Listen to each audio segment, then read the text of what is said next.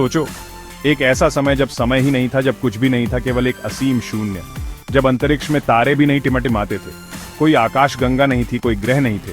लगभग 13.8 अरब साल पहले बस एक छोटा सा बिंदु था जो बहुत गर्म और घना था। यह बिंदु इतना छोटा था कि इसे कल्पना करना भी मुश्किल है। अचानक यह बिंदु ऊर्जा और पदार्थ के एक विशाल विस्फोट में तेजी से फैलने लगा। यह विस्फोट इतना शक्तिशाली था कि इसने सब कुछ बदल दिया। इस घटना को वैज्ञानिक बिग बैंग कहते हैं। यहीं से हमारे ब्रह्मांड की शुरुआत हुई। यह वह क्षण था जब समय और स्थान का जन्म हुआ। कणों के इस आदिम सूप से ब्रह्मांड ठंडा और फैलने लगा। जैसे जैसे यह ठंडा हुआ, कण एक साथ आने लगे। जैसे जैसे यह हुआ, गुरुत्वाकर्षण, वह मूलभूत बल जो पदार्थ को एक साथ खींचता है, ने ब्रह्मांड को आकार देने में महत्वपूर्ण भूमिका निभानी शुरू कर दी। गुरुत्वाकर्षण ने कणों को एक साथ खींचा और उन्हें जोड़ना शुरू किया। लाखों वर्षों में गुरुत्वाकर्षण के कारण छोटे कण आपस में जुड़ गए, जिससे गैस और धूल के बादल बन गए। ये बादल धीरे धीरे बड़े और घने होते गए। ये बादल, जिन्हें नेबुला कहा जाता है, पहले सितारों और आकाशगंगाओं के लिए नर्सरी बन गए। नेबुला में नए सितारों का जन्म हुआ। बिग बैंग केवल एक विस्फोट नहीं था, बल्कि उन सभी चीजों के निर्माण का उत्प्रेरक था जो हम अपने आसपास देखते हैं, तारे, ग्रह और यहाँ तक कि हम खुद भी। यह वह घटना थी जिसने सब कुछ बदल दिया और हमारे अस्तित्व की नींव रखी। ब्रह्मांड के एक विशेष कोने में गैस और धूल के घूमते हुए बादल के भीतर एक नया अध्याय शुरू होने वाला था। इस नेबुला हमारे ब्रह्मांडीय पालने में हमारे सौर मंडल के निर्माण खंड थे। जैसे ही गुरुत्वाकर्षण ने गैस और धूल को अंदर की ओर खींचा, बादल तेजी से घूमने लगा जैसे लट्टू। इस ब्रह्मांडीय भंवर के केंद्र में पदार्थ अविश्वसनीय रूप से घना और गर्म हो गया।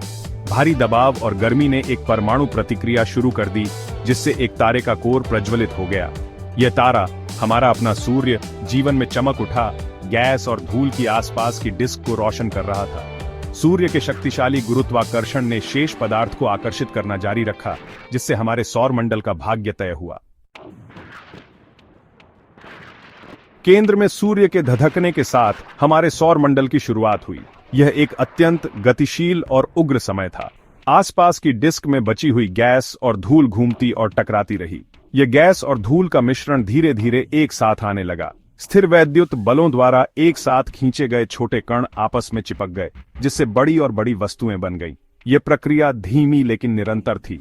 यह प्रक्रिया, जिसे अभिवृद्धि के रूप में जाना जाता है, वैसी ही है जैसे बर्फ के गोले को लुढ़कने से अधिक बर्फ इकट्ठा होती है। समय के साथ ये वस्तुएं बड़ी होती गईं। लाखों वर्षों में ये झुरमुट प्लैनेटेसिमल में विकसित हुए, छोटे चट्टानी पिंड जिन्होंने अधिक से अधिक सामग्री को आकर्षित करना जारी रखा। ये प्लैनेटेसिमल सौर मंडल के निर्माण खंड थे।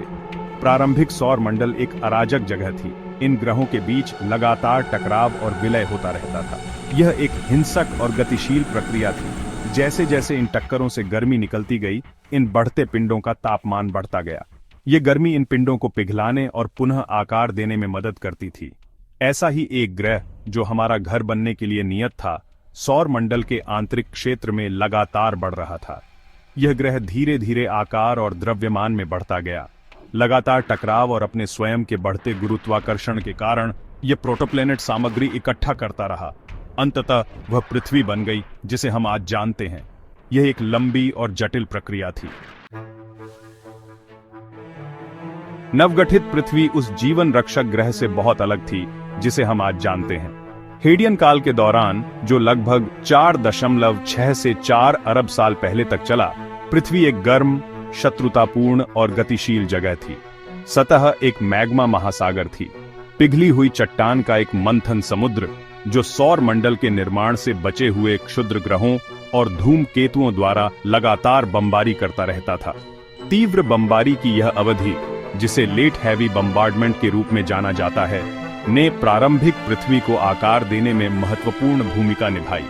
इन प्रभावों ने हमारे ग्रह पर पानी और अन्य वाष्पशील यौगिकों, जीवन के लिए आवश्यक तत्व प्रदान किए। हालांकि लगातार बमबारी से भीषण गर्मी उत्पन्न हुई, जिससे पृथ्वी की सतह पिघली हुई अवस्था में रही। युवा ग्रह पर ज्वालामुखी फट पड़े, पृथ्वी के आंतरिक भाग से गैसें निकल रही थीं और पहला आदिम वातावरण बन रहा था। भाग 5, एक विशाल प्रभाव और एक नया साथी, चंद्रमा का निर्माण।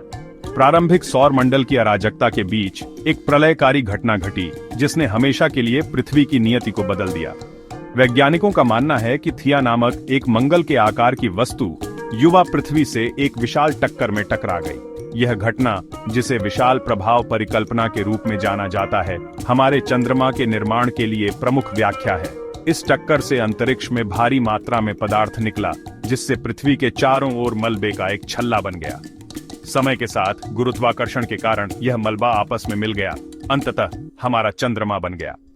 चंद्रमा के निर्माण का पृथ्वी पर गहरा प्रभाव पड़ा। इसके गुरुत्वाकर्षण खिंचाव ने पृथ्वी के घूर्णन को स्थिर कर दिया, जिससे अधिक स्थिर जलवायु बन गई। पृथ्वी के ज्वार पर चंद्रमा के प्रभाव ने भी जीवन के विकास को आकार देने में महत्वपूर्ण भूमिका निभाई।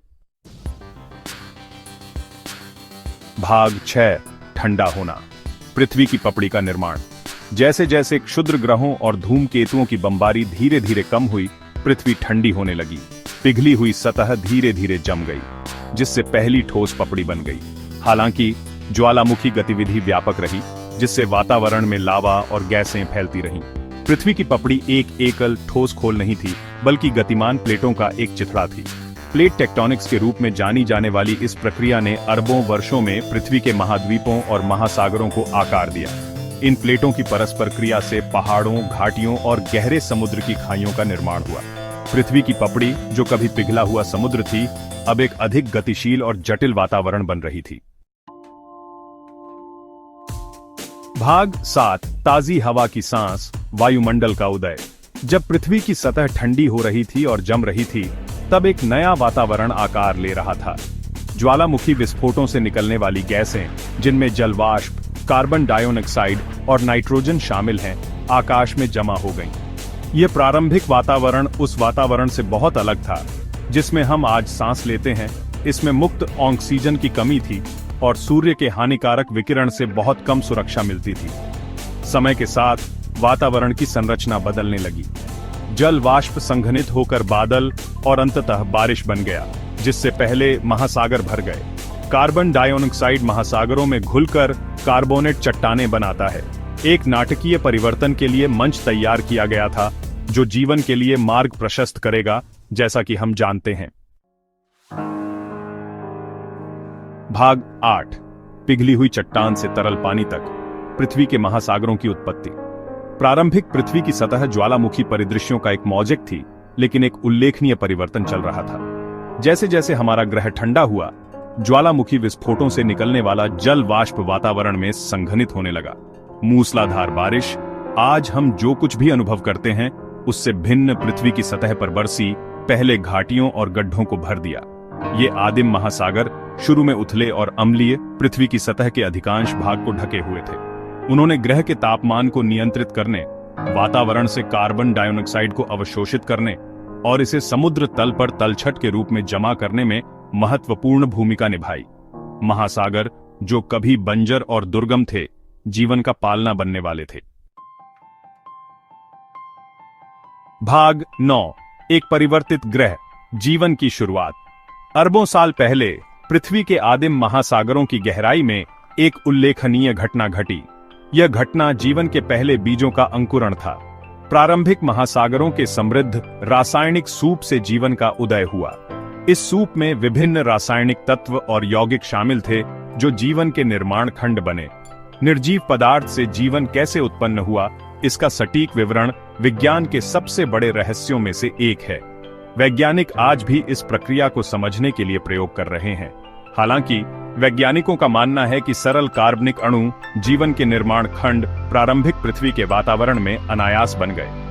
ये अणु बिजली और पराबैंगनी विकिरण जैसी ऊर्जा के स्रोतों से प्रेरित थे। ये अणु एबियोजेनेसिस नामक एक प्रक्रिया के माध्यम से अधिक जटिल संरचनाओं में स्वइकट्ठे हो गए। अंततः पहले एकल कोशिका वाले जीवों का निर्माण हुआ। ये प्रक्रिया लाखों वर्षों में धीरे धीरे हुई। ये प्रारंभिक जीवन रूप, सरल प्रोकैरियोट्स, ऑक्सीजन की अनुपस्थिति में पनपे, रासायनिक प्रतिक्रियाओं से ऊर्जा प्राप्त करते थे। वे पृथ्वी के पहले जीवित प्राणी थे। उन्होंने ऑक्सीजन को उपोत्पाद के रूप में मुक्त किया, धीरे धीरे पृथ्वी के वातावरण को बदल दिया। यह ऑक्सीजन पृथ्वी के वायुमंडल में जमा हो गई, जिससे आगे के जीवन रूपों के लिए अनुकूल परिस्थितियां बनी। अधिक जटिल जीवन रूपों के विकास और अंततः जीवन के उद्भव के लिए मंच तैयार किया गया था। जैसा कि हम जानते हैं, यह एक लंबी और जटिल प्रक्रिया थी जिसमें कई चरण शामिल थे। अपने जन्म की उग्र अराजकता से लेकर जीवन के उद्भव तक पृथ्वी की यात्रा समय, संयोग और सभी चीजों की परस्पर संबद्धता की शक्ति का प्रमाण है। यह यात्रा हमें यह समझने में मदद करती है कि जीवन कितना अद्वितीय और नाजुक है। हमारा ग्रह अंतरिक्ष की विशालता में एक हल्का नीला बिंदु उन असाधारण शक्तियों का प्रमाण है जिन्होंने हमारे ब्रह्मांड को आकार दिया, और उस उल्लेखनीय यात्रा का प्रमाण है जिसने हमारे अपने अस्तित्व को जन्म दिया। यह हमें याद दिलाता है कि हम एक बड़े और जटिल ब्रह्मांड का हिस्सा हैं।